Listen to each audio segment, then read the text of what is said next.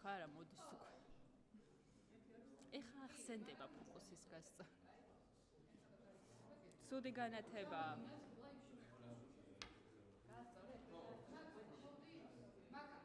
კადრში ვარ, დაღარია კაცი. ეთერში. აქ კოგიტლოთ. ორგზანი.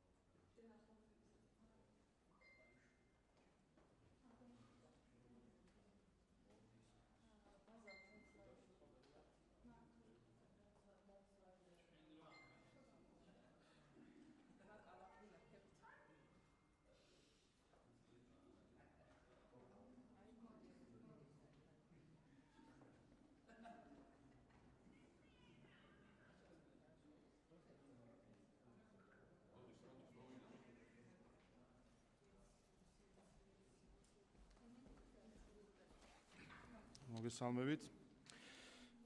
პირველ რიგში დავიწყებ იმის აღნიშვნით, რომ უკვე 19 დღეა ბრიუსელი უარს ამბობს დაგმოს 4 ოქტომბერს საქართველოს პრეზიდენტის სასახლეზე განხორციელებული ძალადობრივი შტურმი და ხელისუფლების დამხობის მცდელობა. ამასთან სამწუხაროა, რომ ბრიუსელი ქართულ ხალხთან და მის არჩევანთან მიმართებაში ირჩევს სრული კონფრონტაციის პოლიტიკას და მარგინალიზებული რადიკალური ჯგუფების ღია და ფარულ მხარდაჭერას, რომელთა ქმედებებიც ყოველდღიურად უფრო მეტად ექსტრემისტული და სასოწარკვეთილი ხდება.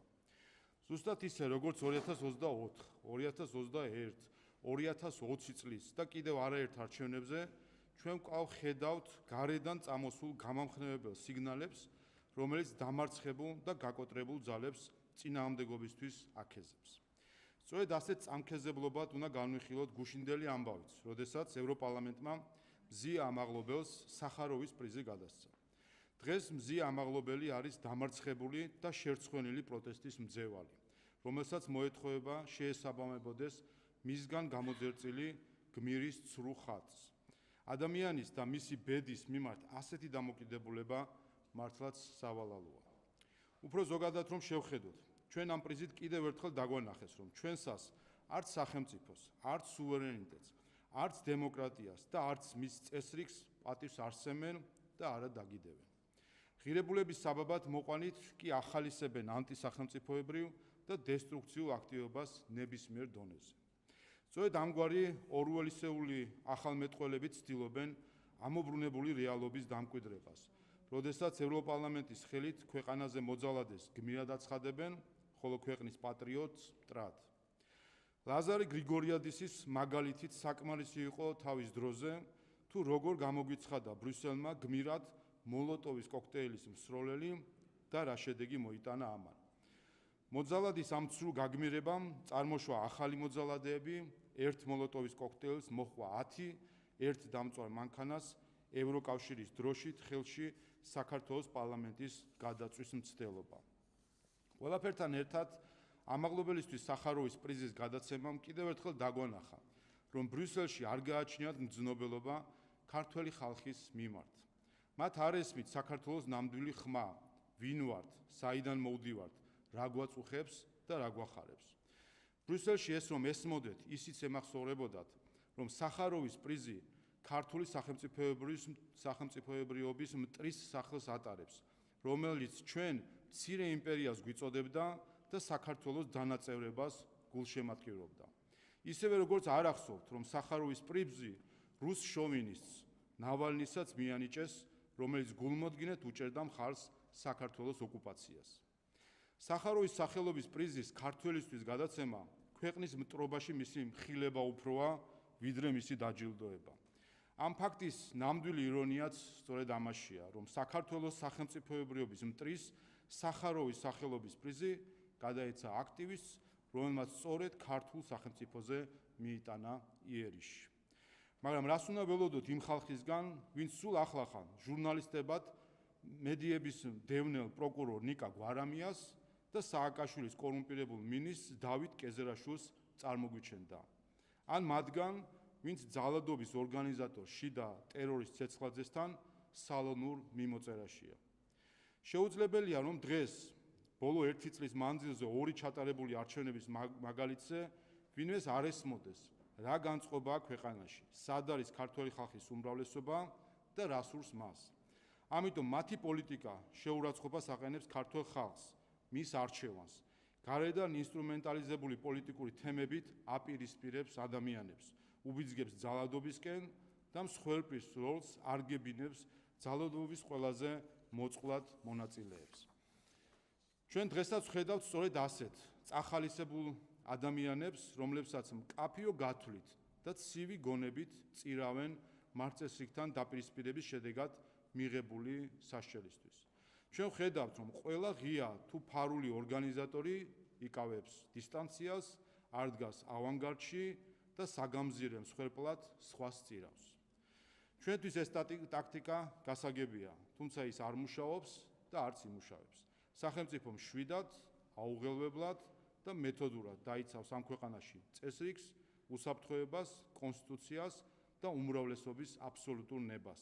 ამ რეალობისთვის თვალის გასწორება მოუწევს ყველას.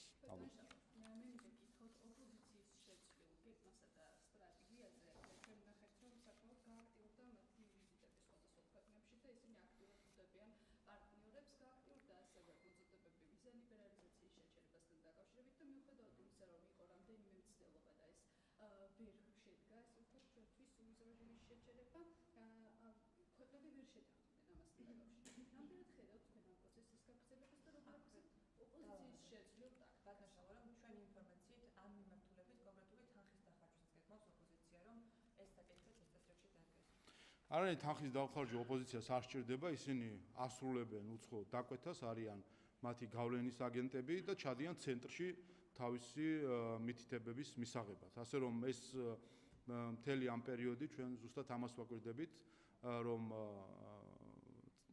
ის ფეხზე მდგომი NGO შნიკები და ოპოზიციონერები თავის ცენტრს ესაუბრებიან მხოლოდ ქართველი ხალხი მათ არ აინტერესებს, ქართველი ხალხის წინააღმდეგ არიან ისინი იარაღი, რომელსაც იყენებს მათი ცენტრი.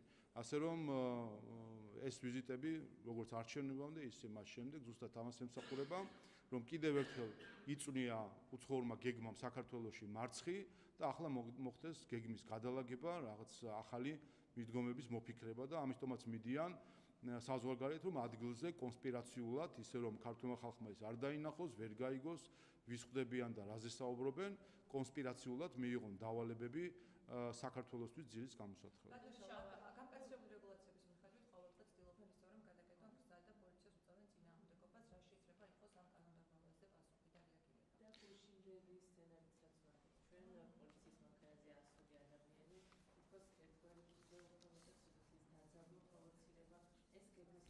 მე მოგიწოდეთ, რომ დააკვირდეთ, ვინ არის ხოლმე შემდეგ, ვინც პოლიციის მხრიდან, ვისი დაკავებას ხდება პოლიციიდან, ესენი არიან ზუსტად საგამზირედ განწირული მსხვერპლები, მათი ორგანიზატორების მხრიდან.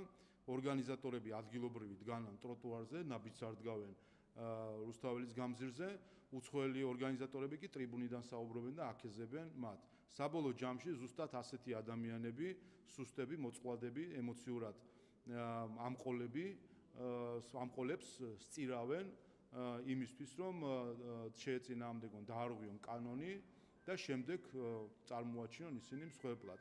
ამიტომ ამ ადამიანებს მიმართ მე განსაკუთრებით, ვინც ასე ვთქვათ, გაწირული ყავს ცივსისხლიანად ამ ანტიქართული კამპანიის ორგანიზატორებს ქვეყნის გარედან და ქვეყნის შიგნიდან. მე კიდევ ერთხელ გავიმეორებ, ბევრი მაგალითია, მაგრამ ეს ისეთი ძალიან ვიზუალურად ჩანდა ეს მაგალითი, ნინო ლომჯარია, რომელსაც პირველ დღეს, როდესაც ვერ გადაიკეტა გამზირი, ატეხა პანიკა სოციქსელში, მოდით ყველა, გადაკეთეთ, ფეხი არ გადადგა თვითონ რუსთაველის გამზირზე, ტროტუარიდან აკვირდებოდა ხალხი როგორ არღვევდა კანონს, იმისთვის რომ შემდეგ კანონის დარღვევისთვის, რა თქმა უნდა, მიიღებდნენ შესაბამის რეაგირებას. ასე რომ სინამდვილეში აი ეს ადამიანები არიან მსხვერპლი ანტიქართული კამპანიისა, რომელიც გარედან იგეგმება და რომელსაც აქეზებენ. რომლის ერთ-ერთი მონაწილეც იყო მათ შორის ფინეთის საგარეო საქმეთა მინისტრი, რომელიც გამოვიდა და თავად საკუთარი მაგალითით აჩვენა, რომ კანონის დარღვევა მისაღებია.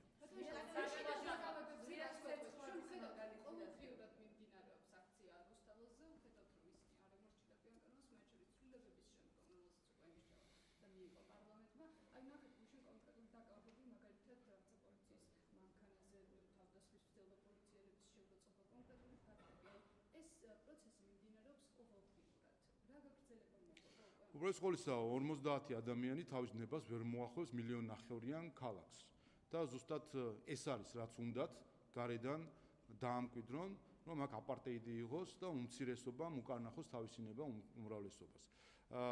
კაფიო არის რა უნდა ქართულ ხალხს, კაფიო უნდა რა უნდა დედაქალაქის მაცხოვრებლებს, თუ კი ვინმეს აქვს რაიმე სათქმელი და შესაკრები და გამოსახატავი, ამისთვის არსებობს ფორმები და ამ ფორმების ფარგლებში უნდა იყოს. ისაც გუშინ მიხილეთ, მათ შორის აბსოლუტურად მიუღებელი ქცევები, ეს აჩვენებს ზუსტად, რომ არის მცდელობა, რომ მარგინალიზებულმა, დამარცხებულმა, შერცხვენილმა უმცირესობამ, რამდენიმე ათეულმა ადამიანმა საკუთარი ისტერიით თავს მოახსნა ისტერია, თავს მოახსნა თლიან ქალაქს. და ამას აქვს ერთი დატვირთვა, გუშინ თუ დააკვირდებოდით, ეს არის ჩვეულებრივად ასე ვთქვათ, დადგმული კადრები, ანუ ასე ვთქვათ, მსახიობობა იმისთვის, რომ შეიქმნას ვიზუალი, თუ გადახედავთ გუშინ X-ის და სხვა ინგლისურ ენოვან ასეთ სოციმედიას, ნახავდით, რომ ეს კადრები ქმნიან იმისთვის, რომ შემდეგ ატეხონ ისტორია, თუმცა დღეს ისინი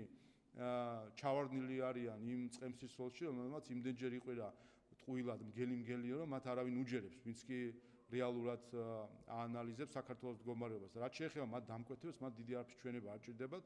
ამ ანგარიშებს ისაც უგზავნიან ალბათ ჩატების მეშვეობით, რომ აი დღეს კიდევ რამდენიმე ადამიანის დაჭერას მივახციეთ და ეს იყო ჩვენი შედეგი. მათ შორის გუშინ ჩვენ ვნახეთ ერთ-ერთი ადამიანი, რომელიც პოლიციის მანქანაზე აძვრა, ასევე ტაქსის ძღოლს უძვრებოდა, რამდენადაც ვნახე მე ვიდეოში და გუშინ ითქვა ის დაკავებული იქნა და მათ შორის სისხლის სამართლის წესით იქნა დაკავებული 2-დან 4 წლამდე ემუქრება ამ ადამიანს ამ ქცევისთვის. ეს ადამიანი დღეს არის პირადი პატიმარი გუშინ ევროპარლამენტში აი ამ სამარცხვინო სპექტაკლისა, რაც ჩვენ ვიხილეთ. როდესაც მოძალადეებს აგმირებენ, აი შემდეგ იღებენ ახალ მოძალადეებს. როგორც ლაზარე გრიგორიადისი გააგმირეს და ერთი მოლოტოვის კოქტეილის ნაცვლად შემდეგ მივიღეთ 10, აი ზუსტად ეს მოხდა გუშინ იმის გამო, რომ მოძალადეები გააგმირეს. ასე რომ ეს ქალბატონი არის პირადი პატიმარი და იმათ დამსახურება ზუსტად, რომ წააქეზეს დანაშაულისკენ, ჩაადენინეს დანაშაული, შემდეგ გამოვლენ ტრიბუნებზე, თბილად, პანელურ დისკუსიას ჩაატარებენ, ალბათ ამ ქალბატონის სურათსადმე აჩვენებენ, აიღებენ გრანტებს, დალევენ ყავას, ექნებათ სალონური საუბარი, ეს ადამიანი არ ვიცი ხარ მას პირად რა დანაშაული მიუძღვის, მაგრამ გუშინ ითქვა, რომ სისხლის სამართლის წესით არის დაკავებული, როგორც წარიმართება, ყოველ შემთხვევაში ზუსტად ასეთი მსხვერპლები მათ სჭირდებათ, რომ მათ ჰქონდეთ შემდეგ დაფინანსება, ფული, თვითონ იდგნენ ტროტუარზე ნინო ლომჯარიასავით და იცხოვრო მან ამანდავიანების ხარჯზე.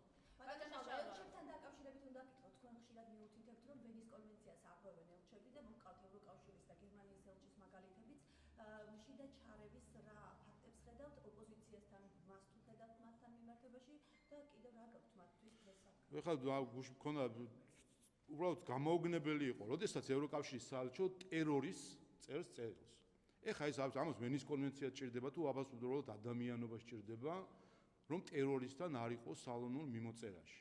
და გუშინ ჩვენ მოვისმენთ აბსოლუტურად სამარცხვინო განმარტება, რომ თითქოს ეს ჩვეულებრივი დიპლომატიური პრაქტიკა არის, რომ ფოსტა მიზიდით საქართველოს მოქალაქეებიდან და ზის, რა ქვია, საელჩოს თანამშრომლების ხედან და პასუხებს წერენ საქართველოს მოქალაქეებს მიმდინარე საინტერესო აქტუალურ საკითხებზე. ნუ ეხლა მართლა შტერები ვგორი ვართ, მე მგონი ამათ ქართველები რა.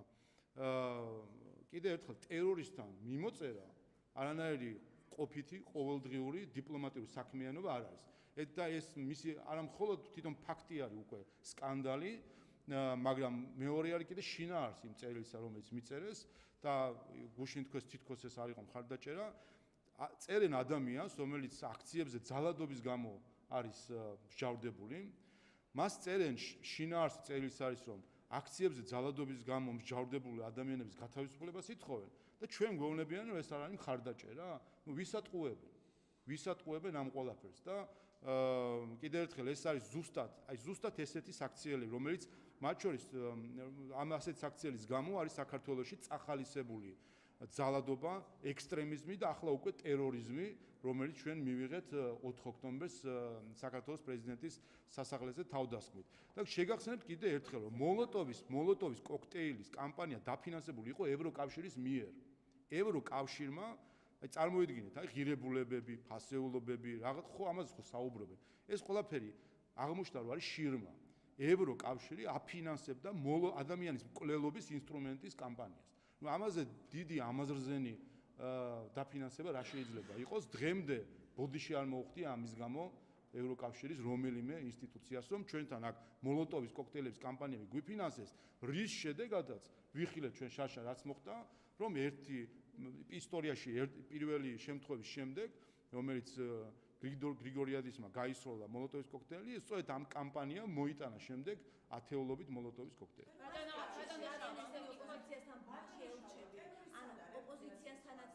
რა თქმა უნდა, ვადარებ კი არის.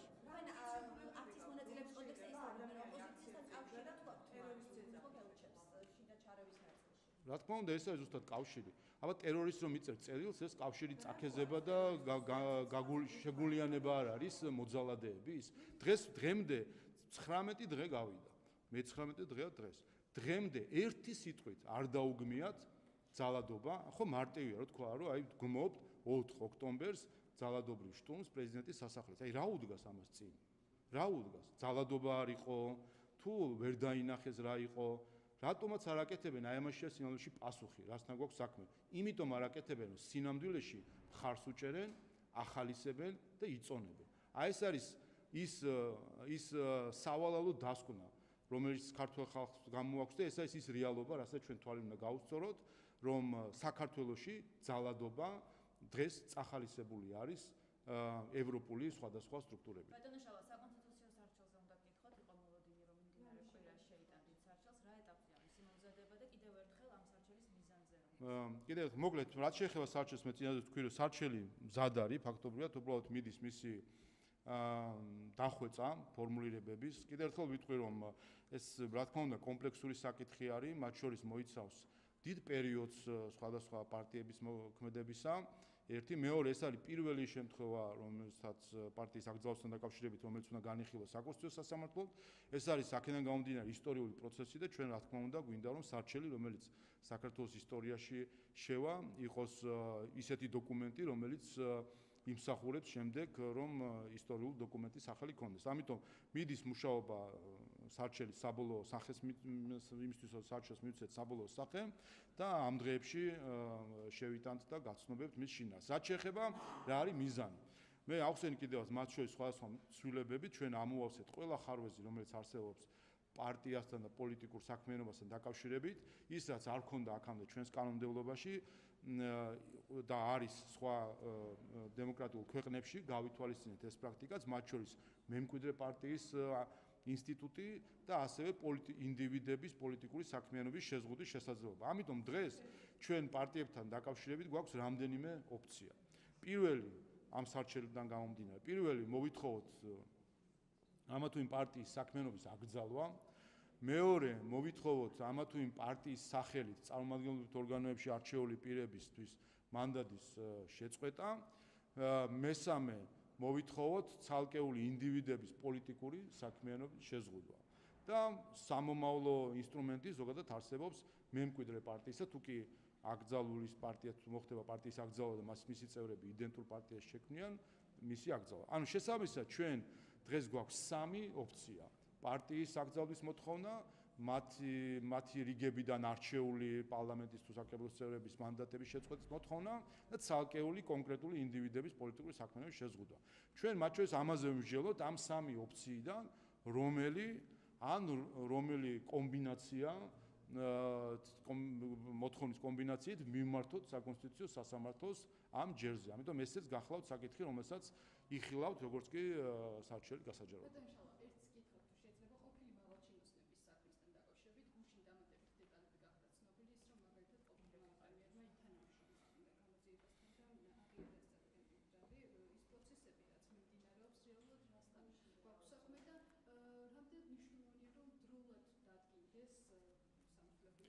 მე წინაზე ვთქვი და ახლა გავიმეორებ, რომ ძალიან მისასალმებელია, რომ ჩვენ სამართალდაცვო სტრუქტურებს, იქნება ეს შინაგან სამინისტრო, პროკურატურა, სახელმწიფო უსაფრთხოების სამსახური, აქვთ თვისებრივად შეცვლილი კომუნიკაცია საზოგადოებასთან და მედიასთან.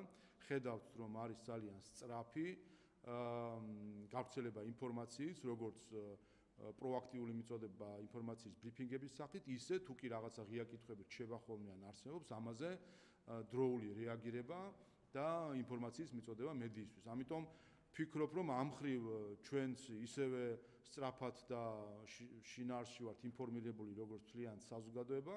ამიტომ ვფიქრობ, რომ ჩვენ სამართალდაცვა სტრუქტურებს ვაცადოთ ამ საქმეებთან დაკავშირებით ეტაპობრივად ინფორმაციის მოწოდება და ამავე დროს სამართლებრივი შეფასებები ამა თუ იმ საკითხთან დაკავშირებით. ბატონო შავა, რამდენიმე კითხვას გაგისვამ, პირველ ყოვლისა მინდა გითხოთ, აი რატომ არ არის დაკავებული ირაკლი ყარიბაშვილი, ადამიანი, რომელმაც მძიმე დანაშაული აღიარა გუშინ, რატომ გაუშვეს ეს ადამიანის სახლში და ბიძინა ივანიშვილმა არ იცოდა ეს ყველაფერი, რას აკეთებდა ირაკლი ყარიბაშვილი, ანუ ივანიშვილის გვერდისავლით მოხდა მისი მხრიდან ამ ფულის შეგროვება წლების განმავლობაში? არ იცოდა ბიძინა ივანიშვილმა რას აკეთებდა მისი მე აქაც ვიტყვი, რომ უმჯობესია ყველა ამ საკითხთან დაკავშირებით სამართალდაცვა ორგანოებმა, შინაგან სამინისტრომ, პროკურატურამ, სახელმწიფო უსაფრთხოების სამსახურმა ისაუბროთ, მით უმეტეს, რომ ხედავთ თვისებრივად შეცვლილი არის მათი კომუნიკაციის პრაქტიკა, ამიტომ ვფიქრობ, რომ ნაკლებობა ინფორმაციის არ გაქვთ, ამიტომ მე პირადად ვფიქრობ, რომ უმჯობესია, რომ მათ გააკეთონ ამ საკითხებზე შინაარსობრივი კომენტარი. მე მაინტერესებს ადამიანმა აღიარა უმძიმესი დანაშაული. რატომ არ დააკავეს ეს ადამიანი? კიდევ ერთხელ გუშინ იყო განცხადება უსაფრთხოების სამსახურის, რომ გამოძიებასთან თანამშრომლობის შესახებ, რა მხრივ, რა შინაარსით ეს ყველაფერი არის მათი კომპეტენცია, რომ გაასაჯაროონ და ამაზე ისაუბრონ. ბატონო შავა, თქვენ ტერორისტ ეძახით ჟვიად ცეცხლაძეს, აკავებთ 70 მე არ ვეძახი, არის. ერთი წამი. ბოდიში, აკავებთ 70 წლის ადამიანებს ქუჩაში, ადამიანებს პირბადის დარების გამო, ახალგაზრდა გოგოებს მოფუძებს, რა ვიცი, ყველას ძალიან მარტივად აკავებთ და ეს ადამიანი აღიარებს, რომ უკანონო შემოსავლები ქონდა და არა ნაკლები. ხო, ირაკლი ყარიბაშვილი რატო არ არის დაკავებული? ანუ არ არის მარტივი ირაკლი ყარიბაშვილის დაკავება. გუშინ თქვენ კაცების დაკავება გიმარტივდებათ, ბატონო შავა. ყარიბაშვილმა ხელა დანაშაული აღიარა და სახლში როგორ გაუშვით? შეგიძლიათ გითხრათ? გუშინ თქვენ ნახეთ სახელმწიფო უსაფრთხოების სამსახურის წარმომადგენლის ბრიფინგი, რომელმაც ისაუბრა ყველა ამ დეტალზე, მათ შორის ისაუბრა აღკვეთის ღონისძიების საკითხთან დაკავშირებით, რომ ისინი იმსჯელებენ, ასე რომ მათგან მიიღებთ ყველა პასუხი. ბიძინა ივანიშვილი იღებს თუ არა პასუხისმგებლობას, იმიტომ რომ ის ახევდა ძალიან ხშირად ირაკლი ყარიბაშვილს და ფაქტობრივად აიღებს თუ არა პასუხისმგებლობას იმ ყველაფერზე, რასაც ყარიბაშვილი აშავებდა, ანუ გულისხმობ, რომ ხო დანაშაული აღიარა. რა და როგორ იყო ყველაფერს და ჩვენ მოგვახსენებენ სამართალდაცვი სტრუქტურები, ყველა შინაარსობრივი საკითხი მნიშვნელოვანია, რომ დავალოთ კიდევ ერთხელ ხედავთ, რომ ინფორმაციის სიმწირი არ არის. კარგია, რომ ამ მხრივ ბოლო პერიოდია კიდე კარგი და მისასალმებელი პარლამენტის მხრიდან განსაკუთრებით ჩვენგან არის, რომ ბოლო პერიოდი ძალიან მისასალმებელია, რომ სამართალდაცვა სტრუქტურებს აქვთ ასეთი აქტიური კომუნიკაცია მედიასთან, საზოგადოებასთან, რომ მათ შორის პარლამენტის წევრებს არ უწევთ ბევრ საკითხთან დაკავშირებით რაღაც კომენტარები, რაც საერთო ჯამში ჩვენი უფლებამოსილება ან კომპეტენციის ფარგლები არ იყოს, ამიტომ ხედავთ, რომ სწრაფად, დროულად მოგეწოდებათ ყველა ინფორმაცია, მათ შორის ამ სახის ინფორმაცია. თუმცა ამავე დროს დაუბრუნდებით ტერორისტის საკითხს და ესეც მნიშვნელოვანი არის, იმიტომ რომ არ მოხდეს დაკნინება იმ ძალადობისა, რის მოწმეებით ჩვენ ვიყავით შარშან დეკემბერში თუ აი ამ პერიოდში, როდესაც ტერორიზმი არის, როდესაც ადამიანი ძალადობრივი მეთოდებით ცდილობს პოლიტიკური მიზნების მიღწევას. და თქვენ ნახეთ, რომ ზუსტად ერთ-ერთში, რაც საქართველოში დეკემბერში დაატრიალეს უცხოეთიდან მართულმა ძალებმა ცეცხლაძეს ჩათვლით, ზუსტად ერთ-ერთში ასეთი სურათები იხილეთ ამერიკის შეერთებულ შტატებში ბოლო პერიოდში.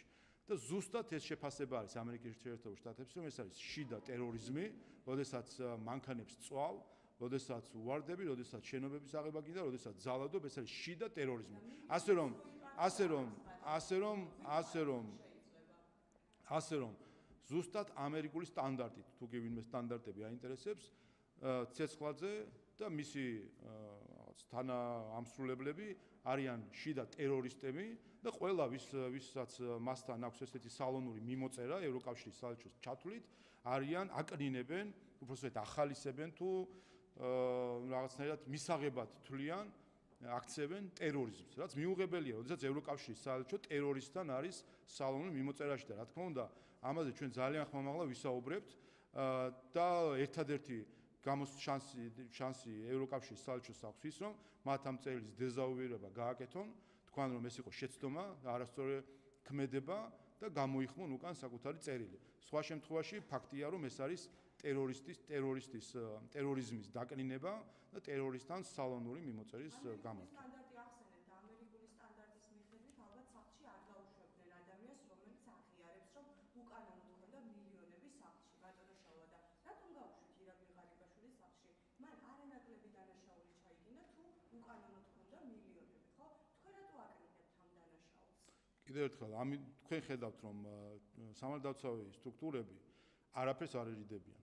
არ ერიდებიან არც მხილებას, მიუხედავად იმისა, ვინ შეიძლება იყოს ამაში ჩართული, ნახეთ თქვენ მაღალი თანამდებობის პირები, რომლის მიმართაც არსებობს სხვადასხვა საქმეები, არაფერს არ ერიდებიან, საჭირო არის აქედან გამომდინარე ნდობა ჩვენი სამართალდაცვების სტრუქტურების მიმართ, ისინი თავის დროზე იტყვიან ყველა ინფორმაციას შინაარსობრივ, სამართლებრივ შეფასებას, რასთან გვაქვს საქმე, რასთან არ გვაქვს საქმე, ასე რომ მე პირიქით მიხარია, რომ პროკურატურა შინაგან საქმეთა უსაფრთხოების სამსახური ასე აქტიურად არიან კომუნიკაციაში და ჩვენ არ გვიწევს რაღაც დამეტებითი კომენტარი, ვინაიდან ამომწურავ ინფორმაციას იღებს ყველა საკითხთან დაკავშირებით. ის ძალიან ახევდა ირაკლი ღარიბაშვილს, მისი დანიშნული არის თანამდებობაზე, მან არაფერი არ იცოდა ამის შესახებ. ზოგადად, ყველა სახელმწიფოს პასუხისმგებლობის ნაწილი არის, რომ ნებისმიერ გადაცდომასთან დაკავშირებით კონდეს რეაგირება. თქვენ ხედავთ, რომ ჩვენი სამართალდაცვების სტრუქტურები ახლა აქტიური რეაგირების პროცესში არის. ამავე თემაზე უნდა ვკითხო. აი, ღარიბაშვილზე ვკითხავ. სასამართლოში ღარიბაშვილზე პოლიტიკურ შეფასებას ვკითხავ. სასამართლოში დღეს შედის საჩელი ჟურნალისტების საქმე ეხება ვიცი. აკრედიტაციის თქვენს ბრძანებას. საკონსტიტუციო სასამართლო იმსჯელებს არაკონსტიტუციურობაზე, კონსტიტუციასთან შესაბამისობაზე თქვენს ბრძანებასთან დაკავშირებით. რა გაქვთ სათქმელი მედიისთვის, რა გაქვთ სათქმელი საკონსტიტუციო სასამართლოსთვის, იმიტომ რომ ბევრი ჟურნალისტი იყო დასანქციონებული პარლამენტში თქვენი ბრძანების ეხლა ზუსტ სტატისტიკას თუ შემახსენებენ შემოსვლისა საქართველოს პარლამენტში, მაგრამ რამდენი 1000 შემოსვლა ჰქონდა ბოლო 2 წელიწადში?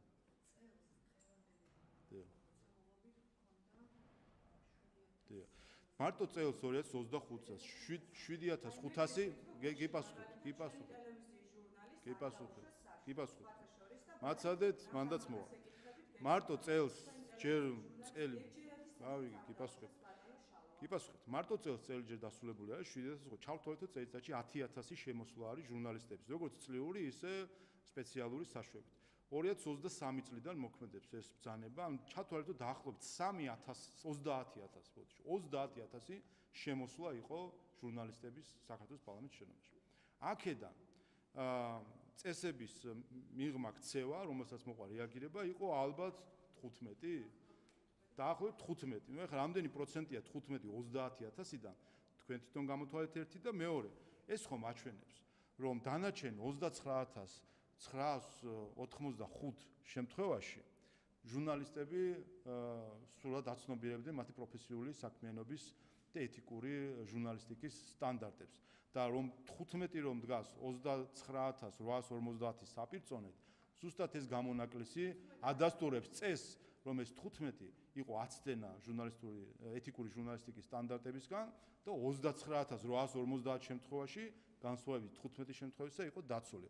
ყველა ამ საკითხთან დაკავშირებით საგვისტრო სასამართლო იმჟელებს, რა თქმა უნდა, ჩვენი პოზიციები ვიცი და საქართველოს პარლამენტი არის ამ შემთხვევაში მოპასუხე და მეც რა თქმა უნდა ჩართული ვარ ხოლმე ამ საკითხების განხილვაში.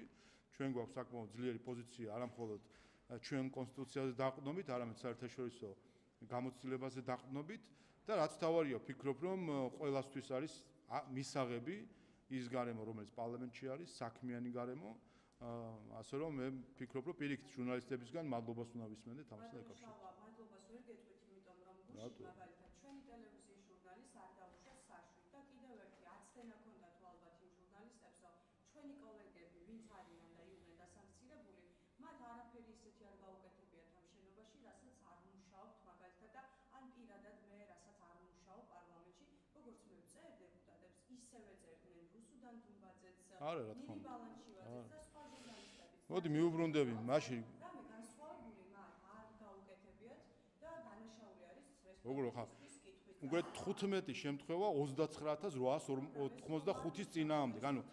ანუ თქვენ გინდა წესა წარმოაჩიოთ 15 ექსტრემალური შემთხვევა, როდესაც 29885 შემთხვევაში სხვანაირი ქცევა იყო. ანუ სტანდარტი არა, გეტყვით. არა, როგორ გეტყვით? კი პასუხებთ. ანუ უყურე აქაც იგივე არის, ხო? აქაც იგივე არის, რომ 15 შემთხვევა ვერ იქნება სტანდარტი. სტანდარტი არის 29885 შემთხვევა. რაც შეეხება კიდევ ერთხელ საზოგადოებას შეიძლება მივიწყებული აქვს. საზოგადოებას მივიწყებული და კიდევ ერთხელ გავახსენებ რა არის წესი. წესი ნომერი 1. არ შეუვარდეთ ჩართული კამერით დეპუტატს და აპარატის თანამშრომელს ოთახში. ეწინააღმდეგებით? არ არის პრობლემა. კი ბატონო, იყო მანამდე შემთხვევები იყო და მის შემდეგაც იყო შემთხვევები და ამისთვისაც იყო სანქციები სხვათა შორის. მეორე, არ ჩახედო ტელეფონში ფურცლებში და კამერებით არ დაიწყო გადაღება, ვინაიდან მიმოწერა მათ შორის შეიძლება იყოს პრივატული მიმოწერა, რომელიც ეხება ადამიანის პირად ცხოვრებას. ამიტომ ელექტრონული მოწყობილობების, ტელეფონების და ასე შემდეგ კადრის აღება და გადაღება არაეთიკური ქცევაა. რამე წინააღმდეგობა გაქვთ, ამას არ გაქვთ. იყო ასეთი შემთხვევები, იყო ასეთი შემთხვევები. და მესამე, კი, როგორ ყველაფერზე იყო სანქციები, მაგრამ მათ შორის თუ კი რაიმე არ იყო, იმიტომაც იყო ეს წესები ამოქმედა და თავი შეიკავა შემდეგ ჟურნალისტმა. და მესამე საკითხი, რომელიც ეხება პარლამენტში საქმიანი გარემოს შენარჩუნებას იმ მხრივ, რომ ჟურნალისტ თუ რესპონდენტს არ სურს ჟურნალისტთან ინტერვიუს ჩაწერა, არა ბრიფინგის ფორმატში, არამედ ინდივიდუალური, სადაც მიდიხართ პირდაპირ დეპუტატთან ან აპარატის თანამშრომელთან და სთხოვთ ინტერვიუს მას, თუ კი მას არ უნდა იძალადოთ მასზე და არ უნდა იძალადოთ. არანაირი ვალდებულება, არ ვიცი ეს რომელ არ ვიცი მე ჟურნალისტიკის რომელ ფაკულტეტზე ისწავლება რომ რომელიმე ადამიანი არის ვალდებული რომ მოგცეთ ინტერვიუ, არა რა თქმა უნდა ასეთი ვალდებულება არ არსებობს. ანგარიშ ვალდებულება გულისხმობს რომ ის ფორმას შეარჩეს როგორ იყოს ანგარიშ ვალდებულება. რაც მთავარია. ამის და მიუხედავად განსხვავებით ზოგიერთ სხვა პარლამენტის პრაქტიკისა, ჟურნალის არ ეზღუდება რომ მიხვიდეთ, ზოგ პარლამენტში სჭირდება წინასწარი თანხმობა დეპუტატის მხრიდან რომ ინტერვიუ ჩასწავლოთ, წინასწარ უნდა იყოს თანხმობა. ჩვენ ამას ჩვენ ეს შეზღუდულია. შეგიძლიათ მიხვიდეთ, შეგიძლიათ მიხვიდეთ, დაიწყოთ ინტერვიუ, დაუსვათ კითხვა, მას შორის აღბეჭდოთ ის თუ პასუხს არ გცემთ, ან არ აქვს პასუხი, გაურბის პასუხს. ეს ყველაფერი აღბეჭდოთ, რომ არ გაგცეთ პასუხი, თქვა შემდეგ რომ არ გაძლევთ ინტერვიუს და მორჩა. დიახ, ამაზეა საუბარი და ამაზეა ზუსტად საუბარი, მაგრამ ამაზეა საუბარი, კი ბატონო, ამაზეა საუბარი. თუმცა, როდესაც ამას შემდეგ მოყვება დევნა კორიდორებში, აპარატის თანამშრომლების, პარლამენტის წევრების მივარდნები, შევარდნები, ეს არ წარმოადგენს ეთიკური ჟურნალისტიკის სტანდარტს. თუ რესპონდენტს პასუხს არ გცემს. დაბა რა გინდა თქვენ? ნუ თუ გინდა თუ ხელები ამოუტრიალოთ და წამების ქვეშ პასუხი გააცემინოთ. კი ბატონო, დაუსვით თუ იმიტომ რომ თქვენ არ არსებობს თქვენი ინტერესი, არსებობს თქვენი მაყურებლის ინტერესი და თქვენი მაყურებელი, როდესაც ხედავს რომ პასუხს არ გცემთ, არ აქვს პასუხი, გაურბის პასუხს, ესეც პასუხია. ამას ხო და ამას აღბეჭდავთ. ამას არავინ არ გიზღუდავთ, ამას აღბეჭდავთ, ამის მიღმა ხელების ამოტრიალება, წამება, რა ვიცი, ასე შემდეგ.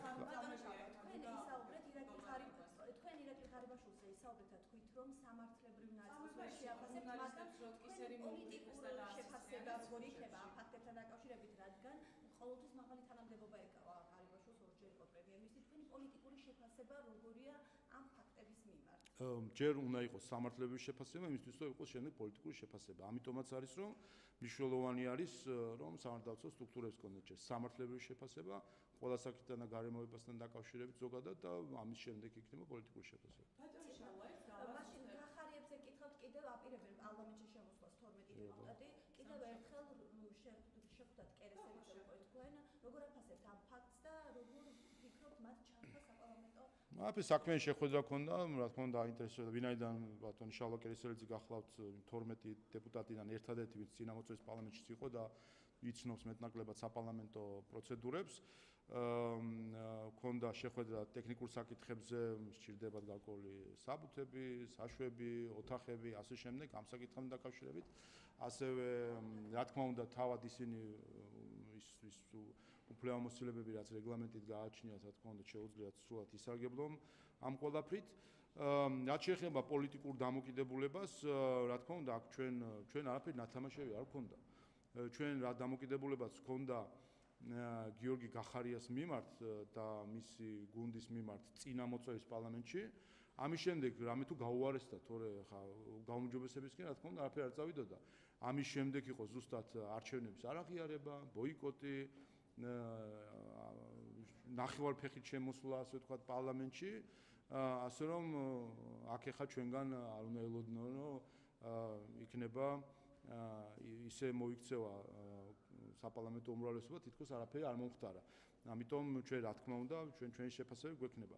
ერთადერთი რასაც მე მათ ვურჩევდი, რომ ისედაც თავის სასაცილო მდგომარეობაში ჩაიგდეს, თავისი ნახევრად შემოსვლა არ შემოსვლებით და ეხა შემოსვლებით და უარესად სასაცილო მდგომარეობაში თავს ჩაიგდებენ ისეთი განცხადებებით, რომ პარლამენტი არ არის ლეგიტიმური, მაგრამ მე მაინც შევდივარ და ჩემი 8% არის ლეგიტიმური და აი სისულელეს მიღმა მყოფი სასაცილო განცხადებები. იმიტომ რომ ამაზე ხედავთ საზოგადოებისგანაც კი რა რეაქცია არის, დასცინიან მათ, ასეთ განცხადებებს გამო. ნახევრად ფეხმძიმება არ არსებობს. ან არიან პარლამენტის წევრები, ან არიან საქართველოს პარლამენტის წევრები, ან არ არიან საქართველოს პარლამენტის წევრები. თუ არის მათი გადაწყვეტილება, რომ იმუშაონ საქართველოს პარლამენტში, ქართული ხალხის პარლამენტში, ნება იბოძუნა პატივისცენ ქართულ ხალხს, ყველას. არა მარტო თავის ამომრჩევას, არამედ ყველას და ნუ შეეცდებიან სასაცილო განცხადების გაკეთებას. გუშინაც თქვი, ერთ-ერთი განცხადება ვნახე, რუსთავში მერობის კანდიდატი გახარიას პარტიიდან, ერთი ქალბატონი გახდათ, რომელიც საუბრობდა რაღაც ლეგიტიმურ არა ლეგიტიმურობაზე. რუსთავში მან პირადად მიიღო 2500 ხმა და ჩვენ 1,107,000 ხმა რომ მივიღეთ, ჩვენ გვეუბნება ადამიანი 2700 ხმის პატრონი, ჩვენ გვეუბნება 1,107,000 ხარდამჭერის მქონე პარტიას გველაპარაკება ლეგიტიმაცია, არა ლეგიტიმაციაზე. აი, ამით იხდიან თავს სასაცილოდ და თუ უნდათ რომ დაიცინონ, კი ბატონო, გააგრძელონ ეს ხაზი. თუ არ უნდათ რომ დაიცინონ და მხოლოდ პოლიტიკური კრიტიკა იყოს, მაშინ ჯობია რომ აი ამ სასაცილო ხაზს შეეცვან, იმიტომ რომ არასერიოზია. როგორც ჩანს, გახარიას პარტიამ თავი გადაირჩინა პარლამენტში შემოსვლის და მათ საკონსტიტუციო სარჩელში ვერ ვნახავთ.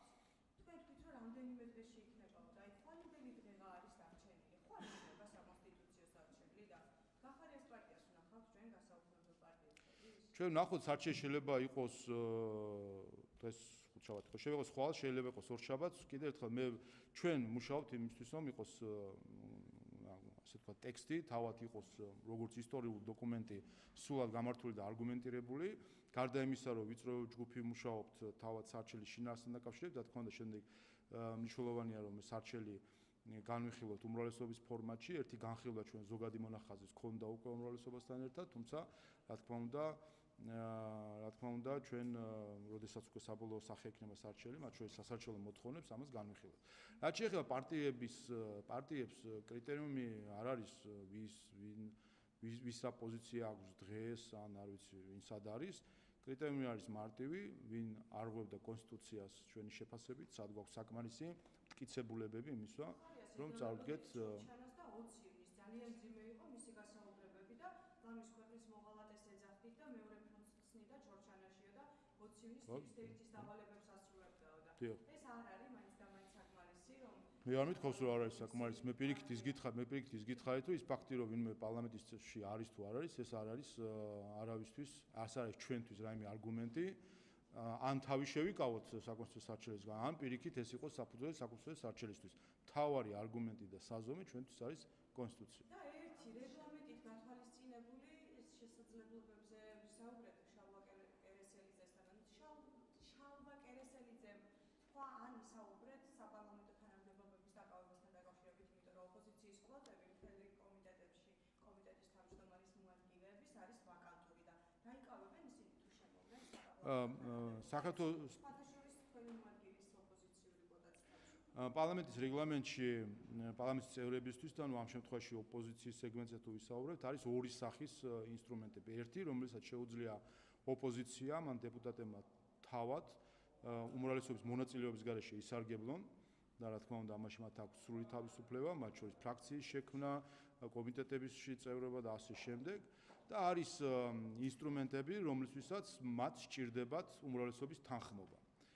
აქედან გამომდინარე, ეს არის უკვე პოლიტიკური საკითხი, რამდენად იქნება თანახმა საპარლამენტო უმრავლესობა, რომ მათ ის ინსტრუმენტები, რომლისთვისაც მათ ასე ვთქვათ, მხოლოდ საკუთარი გადაწყვეტილებებით არ შეუძლიათ გამოიყენონ, ეს ინსტრუმენტები გამოაყენებინონ.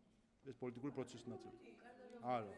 რეგლამენტში კიდევ ერთხელ რეგლამენტში არსებობს ორი სახის ინსტრუმენტი, რომელიც ვთქვათ ოპოზიციას ამ შემთხვევაში აქვს. ერთი არის რაც მათ შეუძლიათ უმრავლესობის მონაწილეობის გარეშე გამოიყენონ, მაგალითად, თქვი კიდევაც მათ ფრაქციის შექმნა შეუძლიათ 12 არიან, ინტერპელაციის წესი და იცით რომ ჩვენ გვაქვს აბსოლუტურად განახლებული ინტერპელაციის წესი და აქვე ბარემ ვიტყვი რომ ვაპირებთ რა თქმა უნდა ინტერპელაციების აქტიურად გამოყენებას.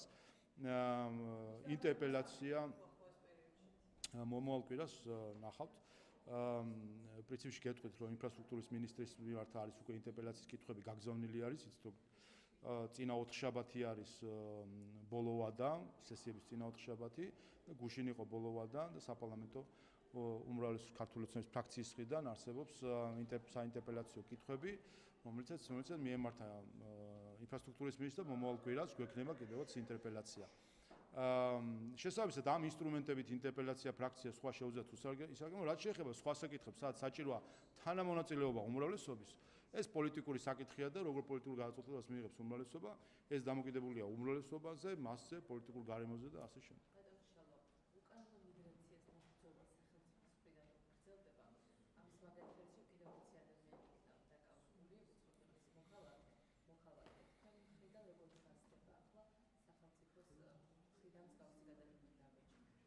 რა თქმა უნდა, მნიშვნელოვანი არის ეს არამხოლოდ ჩვენი სახელმწიფოში და უსაფრთხოებისთვის, მნიშვნელოვანი არის მათ შორის შრომითი ბაზრისთვის, საქართველოში და შრომითი ბაზრისთვის, როდესაც არალეგალური დასაქმება ხდება, როდესაც კრიმინალურ მდგომარეობას შეიძლება გავლენა ჰქონდეს და ეს არის მათ შორის ნაწილი ევროკავშირთან უვიზო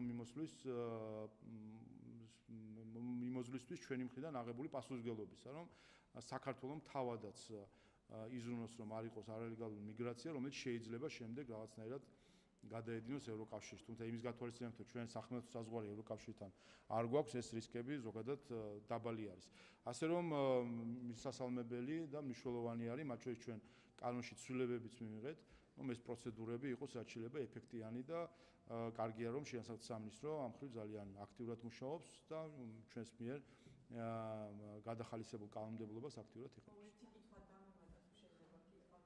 პოლიციელები არ ღვევენ თუ არა კანონს თავად, როდესაც აკავებენ ადამიანებს, რომლებიც განან ტროტუარზე. არ აქვს გადაკეტილი, აი მაგალითად წავედი აქციაზე, არ გადამიკეტავს გზა, დგევარ ტროტუარზე და დააკავონ ესეთი ადამიანი, ამბობენ პირდაპირ აქციის მონაწილეები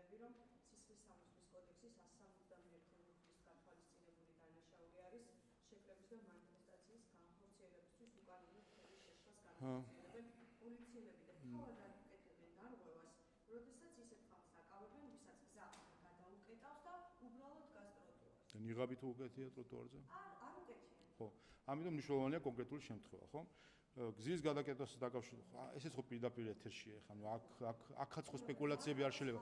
არა, ეგ დააკავეს ხალხი, ზოგი რომ ამბობდა რომ ტროტუარზე დგავა რომ და იქვე უპასუხა ერთ-ერთმა პოლიციელმა რომ მანამდე გზაზე იდექიო, ასე რომ ყველა საკითხთან დაკავშირებით ეს მოყოლეთ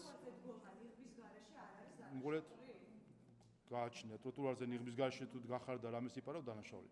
მოგეთ მე ისიც თქმა მინდა რომ ყველა საკითხი კონკრეტული, ყველა საკითხი განიხილება სასამართლოში, საჯაროდ, მტკიცებულებებით. გზის გადაკეთავს მიეზღუება გზის გადაკეთვისთვის, ნიღბის მტარებელს ნიღბის მტარებისთვის, რა ვიცი მე, სხვა პიროტექნიკის გამომყენებელს პიროტექნიკის გამომყენებლისთვის და პოლიციისთვის დაუმორჩილებლობის გამწევისთვის შესაბამისი. ასე რომ ყველა არის ინდივიდუალური შემთხვევა. აქ დაკავების დროს არ ხდება მხოლოდ გზის გადაკეთებისთვის, ალბათ დაკავება არის სხვადასხვა სახის სამართალ გადასტურება. აი თქვენ თუ შემდეგ ამოიკითხავთ იმ ადმინისტრაციულ სანქციაშიც დაიდებათ რომ მოქალაქე X-ი ტროტუარის გამო არის ახლა 5 დღით უნდა იყოს ადმინისტრაციულ პატიმრობაში, ამას თუ ამოიკითხავთ რომ ეს იქნება მისი მთავარი ბრალი, ნუ მაშინ ეს არის არა, რასაც რომ დაწერენ აქტივისტები ისეთებს ამბობენ, ისეთებს კადრულობენ.